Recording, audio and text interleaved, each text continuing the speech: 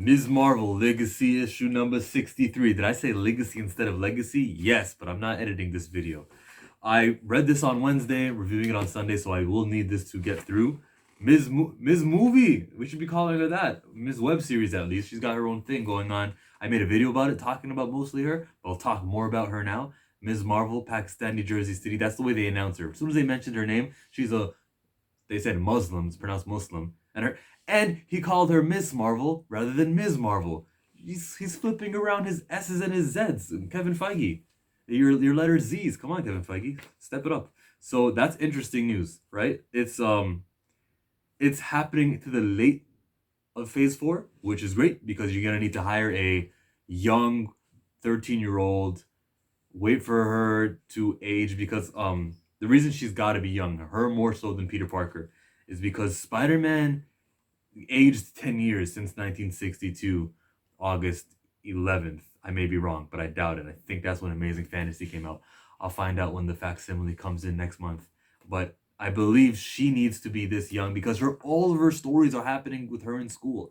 All of a sudden, we'll be stuck with a Ms. Marvel who out-aged her comic book tenure. And I know you could say that about Tony Stark too, because Robert Downey, was he 51 right now? Well, he died, but he's 51, and Tony in the comics is probably in his 40s. But at least like that's his adult life, right? I can understand that. With Ms. Marvel, she's still in school. That's why. Comic book was cool. I was ready to shit on this comic book, excuse my language. I was ready to crap on this comic book because of what I thought it was gonna do with the retcon, with forgetting Abu, the dad and the mom forgot that Kamala Khan was a superhero. I'm like, all right, well, now kid's gonna forget too. And Bruno, it's only a matter of time. But when they got to that part of the book, they still remembered. You were right, saying Quad 94. We're talking about it in the comment section. I jumped the gun. So, the dad is about to die. There's only 30 human beings in the world with this disease. Tragic. That woman that she thought he was cheating on a few issues back? No, that was just the doctor. Great continuity, the progression of stories. This is what I need in my comic books. And I like that we answered a question, even if it was like a silly question and I like that we're answering questions. See what I think about Powers of X number 3. I'm just plugging my other reviews to know what I think about answering questions. Like that, it's so satisfying. And it also continues more though, because she has a little moment with her dad and she does everything she possibly can to make sure that he will get through this. Even involves my boy on the cover, Tony Stark. This guy right here, Iron Man. He couldn't do anything about it. But if she is outsourcing and reaching out for help, she does have a mutant on her team. Her name is Surya Kader, also known as Dust, also known as someone who made a cameo in her book back when G. Willow Wilson was writing her. It was on the final page, and you saw a little dust come out of her hands. It was that election issue. I think when the librarian won to be the mayor. I believe it was that issue. She has a friend, and it's only a matter of time because she's gonna probably reach out to her girls as champions. She reached out to Tony Stark. They were on the all different, all new Avengers squad together, so I'm sure that's why they're friendly like this. And he also like drove her home a few issues back.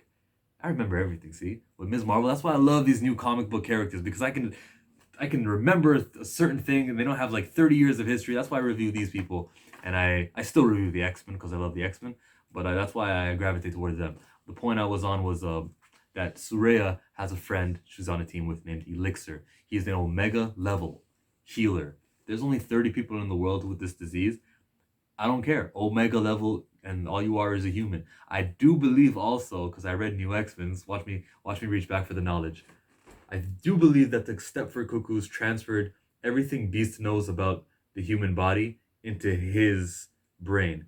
It was either him or it was David Allen, and it might either way. He's a human. He's a healer. Okay, he can heal. So I don't know what Hickman's doing. He probably has a rule with all the editors where you do not do any X-Men related, mutant related things in your books, except for like Wolverine, who's doing Infinity Watch. Wolverine's in Savage Avengers. Other than him, no mutants, no more mutants. I was looking for Scarlet Witch. She's not there. There's more in this comic book because there's a villain called Deathbringer. Interesting stuff. I do like that Ms. Marvel has her own unique villains that she doesn't share. Miles Morales had like Rhino in his issue number 3. Who else did Miles do? Miles had Adrian Toomes' granddaughter. Her name was Talon. What was her name? Starlight, wasn't it? I'm sorry. I know you wrote this book too, Saladin Ahmed. I should put some respect on your creations. But I like her villains, okay? And then we got to the part where, oh yeah, Tony complimented her on her, and the cop. This guy, he's a reoccurring character, and it's good to see him continue being in this comic book series. Wicked. So this was a good book, even though I was ready to hate on it. But I can isolate this and say that this was good. This was an 8 out of 10. You know, this is what we want when we read Ms. Marvel. At least this is what I want. I hope it's what you want too. Thank you for watching my review. Go watch my other review since I like plugging things, and go see what I had to say about Ms. Marvel in my D23 talk. This video right here.